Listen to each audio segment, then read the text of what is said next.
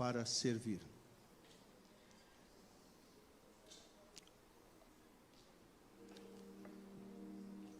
Primeira Pedro, capítulo 4, versículo 10, diz assim: cada um exerça o dom que recebeu para servir os outros, administrando fielmente a graça de Deus em suas múltiplas formas. Eu vou repetir. Cada um exerça o dom que recebeu para servir os outros, administrando fielmente a graça de Deus em suas múltiplas formas. Eu quero iniciar com duas verdades que você precisa guardar no coração. Não fomos chamados para sermos servidos. Fomos chamados para servir. Não fomos chamados para sermos meros assistentes de cultos. Fomos chamados para servir a Deus, e o culto é um serviço a Deus. Mas também fomos chamados para servir a Deus através de servir pessoas. Servimos a Deus também servindo a pessoas. Eu já disse em outras oportunidades e repito, é normal, mas nem sempre o que é normal, o que é comum, é o certo. Às vezes são ações que se tornam normais. Mas o normal é que a pessoa, quando vai para uma igreja ou vem para uma igreja, ela fala: o que essa igreja tem para me oferecer? O louvor é bom? A palavra é boa? Os horários são bons? Tem estacionamento? Tem ministério infantil? Geralmente é isso que as pessoas pensam. Quando o certo, o correto seria pensar: o que eu tenho para oferecer para esta igreja? Como que eu posso contribuir? De que forma eu posso contribuir com essa igreja? Com o meu serviço cristão. Esse deveria ser o pensamento dominante, mas infelizmente não é. Então as pessoas vêm para serem servidas, elas querem ser servidas. Pastor, mas eu não tenho o direito de ouvir um bom louvor, de ouvir uma boa palavra, de que meus filhos também sejam ensinados? Sim, você tem todo o direito de ter uma igreja que te ofereça isso. Mas quem sabe você ajudar no ministério infantil? Ao invés de você se preocupar se a igreja tem ministério infantil, ah, pastor, mas eu não sei ensinar. Você sabia que tem a professora, mas tem a auxiliar? Por que uma auxiliar? Porque a professora está ensinando, ela foi treinada para isso. Mas às vezes uma criança quer: tia, quer ir no banheiro. Aí essa professora vai parar a aula para levar essa criança ao banheiro? Não, tem uma auxiliar ali que leva a criança ao banheiro. Enquanto a professora às vezes está ensinando, alguém está conversando demais, está atrapalhando, está distraído, a auxiliar vai lá dar um toquinho: presta atenção, a tia está falando. Pastor, mas isso é servir a Deus? Lógico que é, e muito. Nós vamos ter, dia 27 agora, mais um dia da família, amém? Aquele trabalho que nós fazemos de sair das quatro paredes. Ora, você pode ajudar. Tem tantas formas de você ajudar. Eu fico muito emocionado, empolgado até com a história de Dorcas. Dorcas era uma mulher que ajudava a igreja, ela fazia roupa para as pessoas necessitadas. E ela morreu. E a igreja mandou chamar o apóstolo Pedro. Falou: nós não podemos ficar sem ela. Ela não era pregadora, ela não era ministra de louvor. Entendeu? Ela fazia um trabalho de ação social, mas fazia falta, porque ela abençoava pessoas. Percebe, queridos? Nós somos chamados para servir. Nós hoje tivemos uma reunião com a liderança, trazendo continuidades e novidades no serviço da igreja.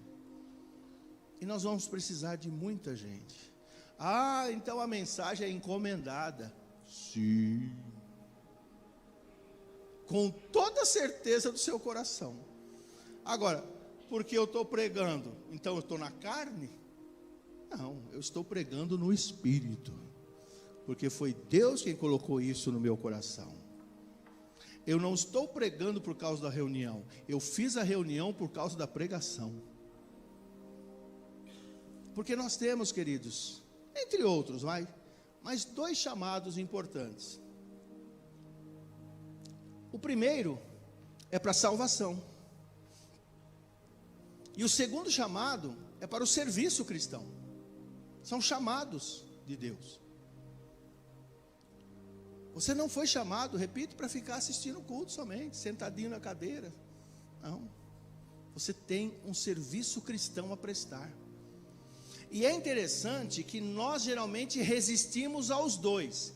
Quantos aqui, pode ser sincero, e se você realmente aconteceu, maravilha, você é diferente, especial.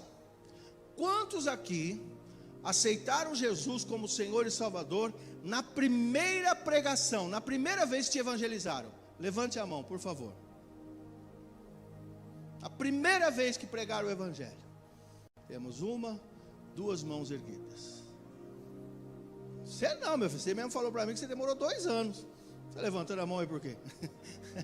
Você não entendeu a pergunta. Você falou para mim que demorou 2 anos para aceitar Jesus. Você fez o discipulado e tudo mais. Mas tudo bem. Talvez que ele fez o discipulado, aí quando fez o apelo ele aceitou, né? Foi isso, né? 3, 4 pessoas levantaram a mão. Agora eu pergunto para você, não é bom aceitar Jesus?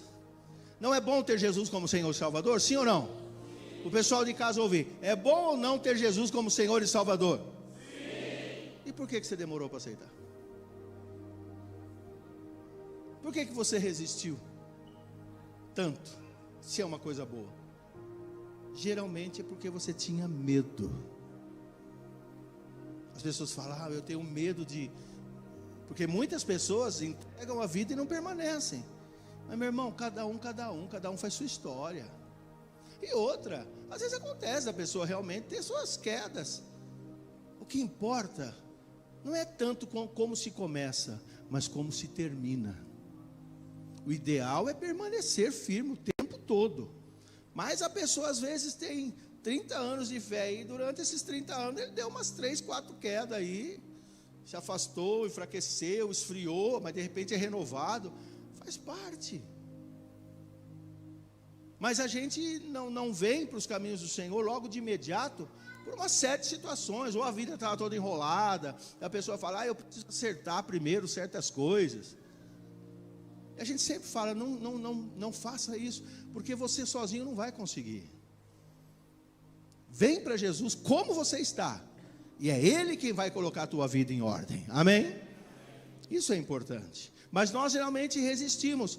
E a outra resistência nossa é para o serviço cristão. Eu quero assistir culto, tá bom demais. Frequento a escola bíblica, frequento a oração, o que der. Mas eu quero ficar na minha. Não quero responsabilidade. Percebe?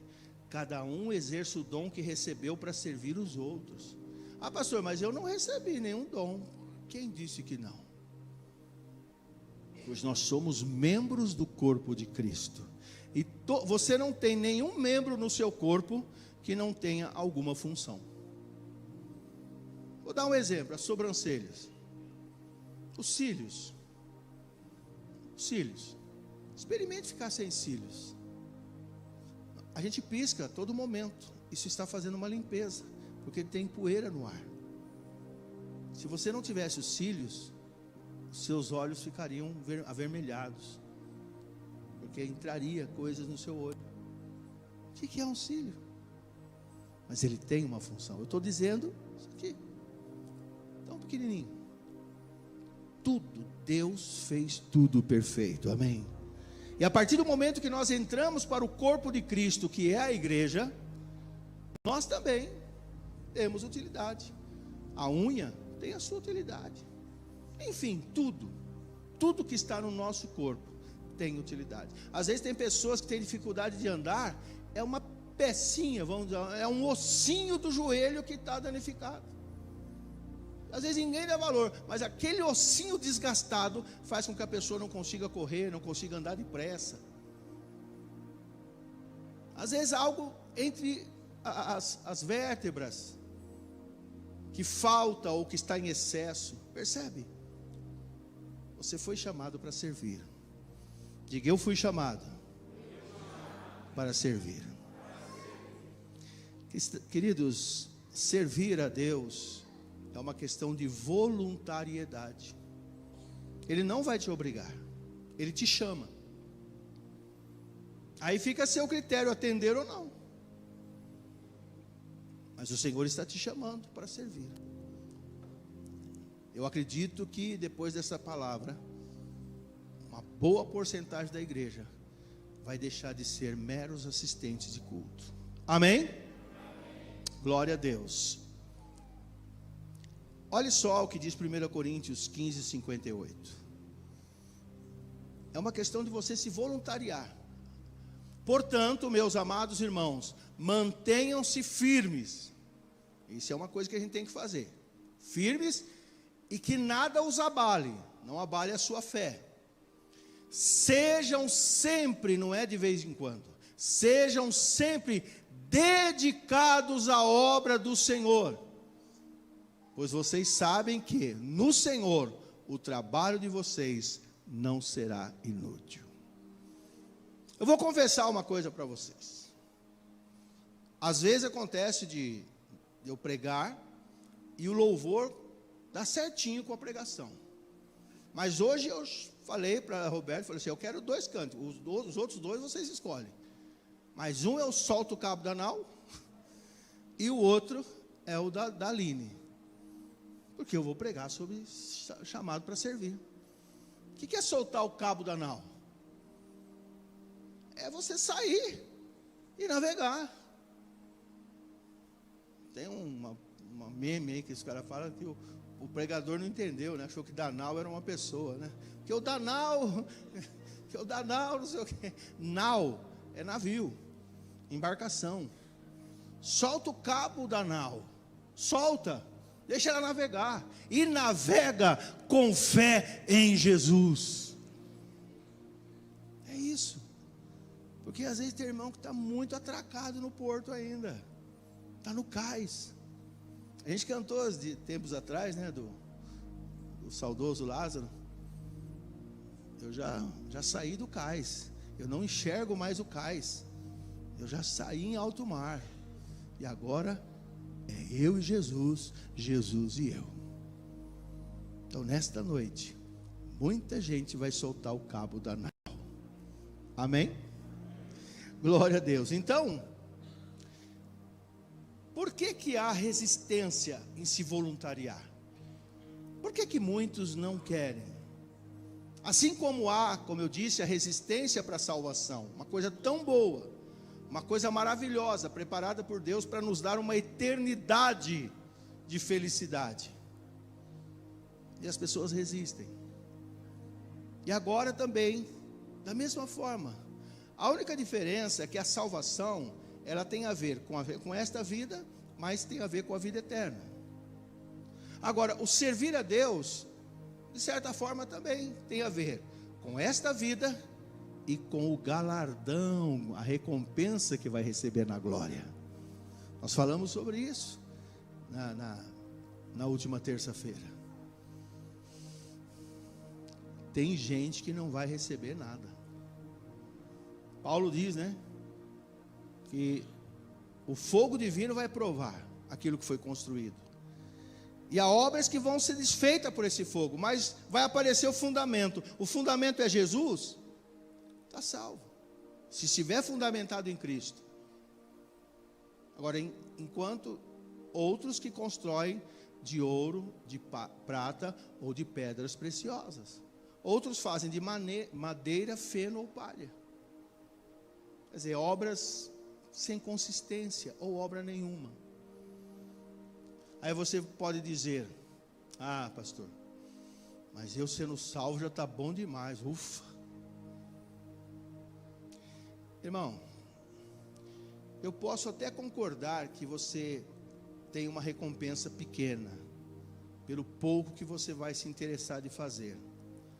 Mas cuidado com esse pensamento de que o que importa pelo menos é que eu seja salvo. Você está correndo um risco de nem ser salvo. Não por causa das obras, ou pela falta delas, mas pela ingratidão a Deus que você está demonstrando. Foi falado aqui, as primícias, sua devoção primeira tem que ser a Deus.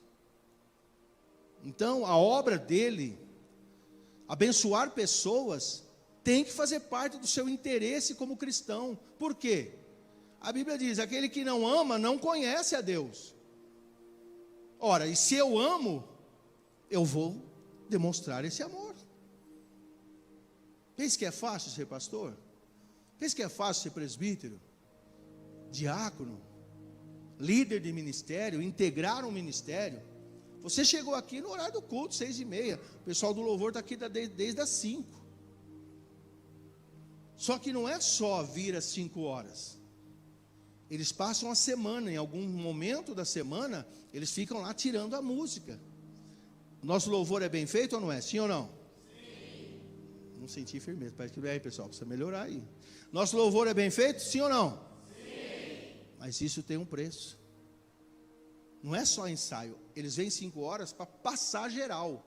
Mas durante a semana eles ficam lá. E às vezes, olha, você viu? Então, só citando como exemplo. Olha lá, a Amanda, está tocando. É mãe, tem 2 filhos. Lógico, o Ever ajuda? Ajuda. O Ever não. O presbítero Everson. Né? O presbítero Everson ajuda. Mas mesmo assim, tem coisa que não dá para o Everson fazer. Entendeu? Mas você tirou a música ou não tirou, mano? Fica lá, tirando música. Às vezes de noite. Eu só estou dando um exemplo. Não é fácil realmente servir a Deus. Mas é maravilhoso. Amém? A mensagem hoje, eu acredito que vai ser curta, sei. Mas você pensa que é só chegar aqui e falar umas besteirinhas? Eu tenho que ler, eu tenho que preparar, eu tenho que orar. Tanto essa quanto outra. Por quê? Eu estou falando a palavra de Deus, então eu tenho que saber o que eu falo. Assim são os pregadores. Assim é o professor que dá aula. Você pensa que é só chegar, pegar a revistinha e ficar lendo? Tem que preparar a aula. Eu ainda tenho tempo integral. Mas os irmãos trabalham secularmente. Eu não trabalho secularmente. Eu trabalho muito. Mas não numa empresa. Meu trabalho é a igreja. E trabalho muito. Trabalho ou não trabalho?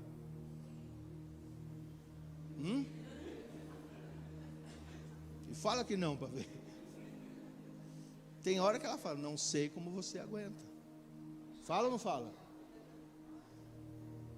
Fala aí. Você está comigo, você perde o amigo, mas não perde a piada. Ela falou que eu mato até capivara. Mas eu matei a capivara 10 horas da noite, vindo de pregar a palavra em Franca, né? É isso aí. Não sei se ela morreu, eu acredito que sim. Não voltei para ver. Mas pelo estrago no carro, enfim. Mas é isso, irmãos, é a obra. Entendeu? Até por estar sem carro, essa semana eu tinha que ir para Campinas, Sumaré, Valinhos, Batatais e Ribeirão Preto. Eu tinha 5 agendas essa semana que passou. Cancelei assim, estou sem carro. Entendeu? O carro reserva, só vou pegar essa semana agora. Mas enfim, ninguém tem que saber nada disso. Mas eu estou dizendo para ele que fala assim, pastor não trabalha. Vou repetir, sou repetitivo, estou ficando velho. Mas é o tal negócio. O professor está ensinando, ele está trabalhando. O pastor ensina, não trabalha. O psicólogo atende no gabinete, está trabalhando. O pastor dá aconselhamento pastoral, não trabalha. O pastor não trabalha. Percebe? É o que as pessoas pensam. Mas graças a Deus que essa igreja não pensa mais assim. Amém? Amém. Muito bem, então, o porquê que há essa resistência? Primeiro, falta de entendimento da importância de cada serviço. Eu citei algumas coisas aqui, coisas mínimas, mas são importantes. Ai, pastor, mas que importância tem ficar de auxiliar da professora para levar a criança no banheiro? Tem muita importância, porque enquanto você está fazendo isso, a professora está ensinando. Não perde o fio da meada, não tira a atenção dos alunos. Você está contribuindo sim, aliviando a carga da professora. E às vezes, de repente, amanhã ou depois, você vai adquirir mais conhecimento, mais capacidade, e você vai dar aula. Nós estamos precisando, gente, de pessoas para o ministério infantil. Estamos precisando de diáconos, diaconisas, da integração, sabe? Nós estamos precisando muito, não é pouco não, muito. Vai ter o Veredas, precisamos de gente para trabalhar no Veredas. Eu tive que chamar pessoas de outras igrejas, porque eu não tenho ainda uma equipe formada aqui. Percebe? Precisamos de professores para a escola bíblica, não só para o ministério infantil, para outras. Discipuladores, pessoas que discipulem o novo convertido. Fica tudo para meia dúzia fazer. Está errado isso. Você não foi chamado só para assistir culto. Você foi chamado para servir ao Senhor. Mas, então, às vezes as pessoas não entendem a importância, por mínima que seja uma contribuição. Eu li esses dias uma coisa interessante. Uma igreja estava sendo construída. E as pessoas estavam ali trabalhando, e de repente vem um senhor, um homem, um irmãozinho ali, com um carrinho de mão, cheio de tijolos. E essa pessoa é um estudioso, tal, pregador. Ele falou: eu quero fazer um teste. Aí ele chegou e perguntou para o irmão: o que você está fazendo? Ele falou assim: eu estou carregando tijolos. Quase que ele falou: você não está vendo? Mas ele falou: eu estou carregando tijolos. Ok. Daqui a pouco veio outro. O que o irmão está fazendo? Mesma coisa, carrinho cheio de tijolos. Eu estou construindo uma igreja. Essa foi a resposta desse irmão. Percebe a diferença na visão? Para aquele irmão, ele estava apenas carregando um carrinho com tijolos. O outro não, ele está fazendo isso, mas na verdade ele estava construindo uma igreja. Ele não era o pedreiro, mas ele estava ajudando a construir uma igreja. Então nós precisamos ampliar a nossa visão, queridos, em relação a isso. Olha o que diz 1 Coríntios 12, do 4 ao 6. Há diferentes tipos de dons, mas o Espírito é o mesmo. Há diferentes tipos de ministério. Ministério é serviço. A palavra ministério significa serviço, mas o Senhor é o mesmo. Há diferentes formas de atuação, mas é o mesmo Deus quem efetua tudo em todos. Percebe? Então, há ministérios diferentes, serviços diferentes, atuações diferentes, mas é Deus quem está agindo na vida de cada um. Não é só púlpito, não é só instrumento na mão, microfone na mão, não. Você pode fazer muita coisa. O que você sabe fazer? Pastor, eu sou muito bom de cozinha. Poxa, você pode fazer parte do ministério de cozinha. Olha, eu sou bom, pastor, em consertos, em reparos. Poxa, nós podemos montar uma equipe de reparo. Em vez de ficar pagando para os de fora, nós temos aqui os de dentro. Percebe? Não há o que você não possa fazer. Aí falar, mas isso é material, não é espiritual. Quem falou? Tem tudo a ver, porque às vezes um banheiro mal funcionando é complicado, complica o culto. Não é verdade? Se estivéssemos aqui com algum tipo de vazamento, pingando na sua cabeça, você não ia gostar. Então, tudo colabora para isso aqui, para que a palavra seja ministrada, para que vidas sejam transformadas e famílias sejam abençoadas. Amém? Cada um fazendo a sua parte. Agora, se você canta, prega, de repente ele não está sabendo. Oxe, fala para o pastor, eu vou falar a verdade para o senhor. Eu acho que eu prego melhor que o senhor. Você nunca tomou um tapa pastoral, você vai tomar. Estou brincando, não, amém, glória a Deus. Aqui não tem melhor, pior, maior, menor. Todos somos importantes. De repente você canta, é uma voz maravilhosa. Não pode ser aquele que canta debaixo de chuveiro, porque o barulho do chuveiro, tal, ele deixa a voz da gente linda, entendeu? Não pode ser cantor de chuveiro, mas de repente você sabe cantar, vamos lá, tocar alguma coisa, enfim. mas não há o que você não possa fazer. Olha do 14 ao 18 o que diz 1 Coríntios. Olha só, olha o que Paulo diz, irmãos. O corpo não é feito de um só membro, mas de muitos. Se o pé disser, porque não sou mão, não pertenço ao corpo, nem por isso deixa de fazer parte do corpo. Ah, eu não sou importante porque eu não sou mão, eu sou pé só. E se o ouvido disser, porque não sou olho, não pertenço ao corpo, nem por isso deixa de fazer parte do corpo. E se todo o corpo fosse olho, onde estaria a audição? E se todo o corpo fosse ouvido, onde estaria o olfato? De fato, Deus dispôs cada um dos membros do corpo segundo a sua vontade. Aplauda bem forte ao Senhor. Aleluia.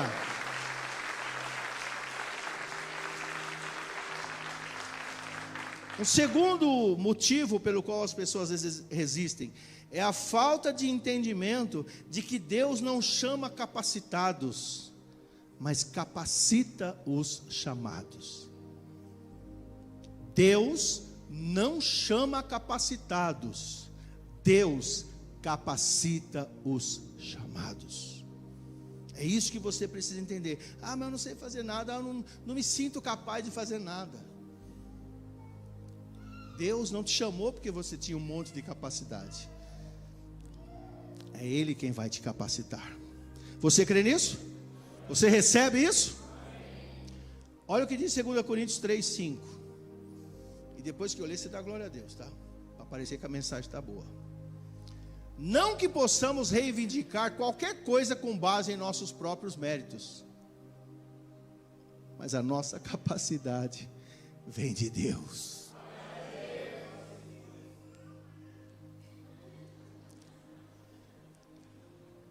Preciso ensinar esse povo da glória a Deus. Gente, nós estamos na net. Não que possamos, olha lá, caprichinho. Não que possamos reivindicar qualquer coisa com base em nossos próprios méritos, mas a nossa capacidade vem de Deus. Olha o que diz o versículo 4, capítulo 4, verso 7. Ah, pastor, mas tira o versículo, tira rápido. Ixi, eu vou fazer um lesco aqui. E sempre que a gente vai falar, não sei porque que a gente muda a voz, né? Mas todo mundo faz, eu vou fazer também. Ai, sabe, pastor, ainda faz com a linguinha assim, né? Sabe, pastor, eu sou tão pequeno. Ah, pastor, eu sou tão frágil, pastor, eu sou pó. Pastor, eu sou barro. Deus sabe. A Bíblia diz que Ele conhece a nossa estrutura. Ele sabe que somos pó. Mas olha o que diz o apóstolo Paulo.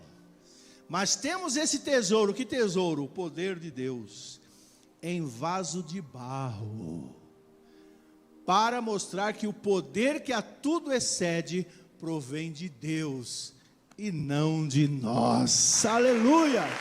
É de barro mesmo. Esse poder está em vasos de barro.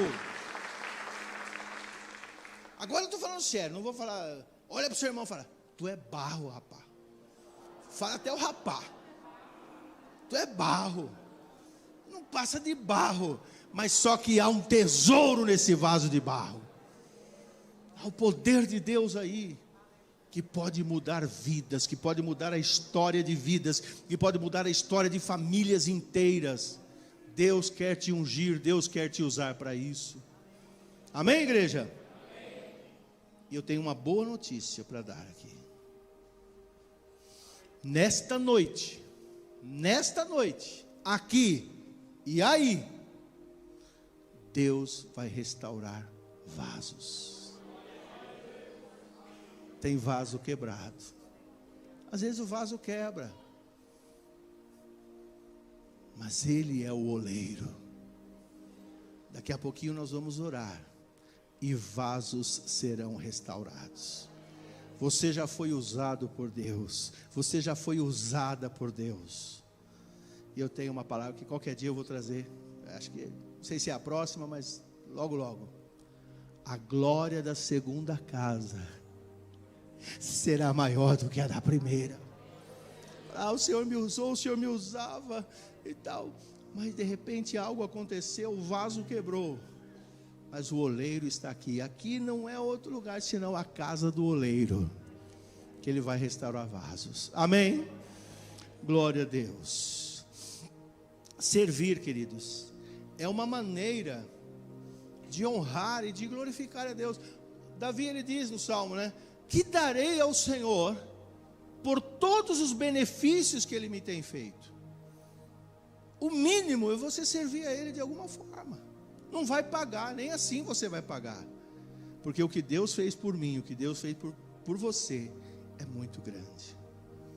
Mas olha só o que Jesus diz em João 15:8. Meu Pai é glorificado pelo fato de vocês darem muito fruto, e assim serão meus discípulos. Você foi chamado para dar fruto. Você não é árvore improdutiva. Você não é figueira seca, não. Você é videira. Você faz parte da videira verdadeira, que é Jesus. Olha o que o apóstolo Paulo diz em Colossenses 3,17. Tudo o que fizerem, seja em palavra, seja em ação, façam-no em nome do Senhor Jesus, dando por meio dele graças a Deus Pai. Então é uma forma de você dar graças a Deus, você retribuir um pouco daquilo que o Senhor tem dito. E eu quero encerrar dizendo que hoje há um apelo sendo feito. Podemos fazer para a salvação, mas também podemos e devemos fazer um apelo para o serviço cristão. Olha o que diz Isaías 6:8, é conhecido de todos nós. Então ouvi a voz do Senhor conclamando: quem enviarei? Quem irá por nós? E eu respondi: eis-me aqui, envia-me. Isaías, quando viu ao Senhor com toda a glória, falou: sou um homem de lábios impuros e habito no meio de um povo de impuros lábios, e os meus olhos viram o Senhor, vou morrer. Mas de repente o anjo veio, pegou uma espécie de uma tesoura longa chamada tenaz, que era instrumento de ferreiro, que o ferreiro, aquela tesoura, ela segura o ferro, né, que é colocado no fogo para amolecer o ferro, para ele usar a marreta para dar forma no ferro. Então a tesoura, ela é comprida, essa tenaz, uma espécie de uma tesoura comprida. E a Bíblia diz lá em Isaías 6 que um anjo pegou uma tenaz, pegou uma brasa viva e passou nos lábios de Isaías e disse: purificados estão os teus pecados. Hoje é noite de vaso restaurado. Hoje é noite de brasa viva sendo passada na nossa boca, porque nós fomos chamados para servir. Amém? Coloquemos em pé, eu quero orar com você.